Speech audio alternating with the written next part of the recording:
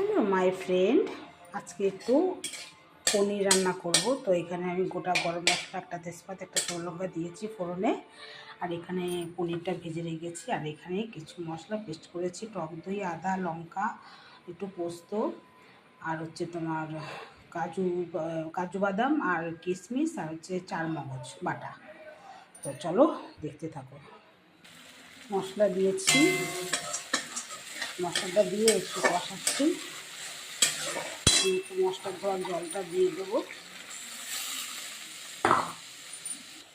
দেখো মশলাটা দিয়ে পুরোপুরি মোটামুটি তেল ছেড়ে আসছে। এখন একটু জল দেবো, একটু চিনি দিলাম, তোমরা চাইলে চিনি দিতেও পারো, নাও পারো।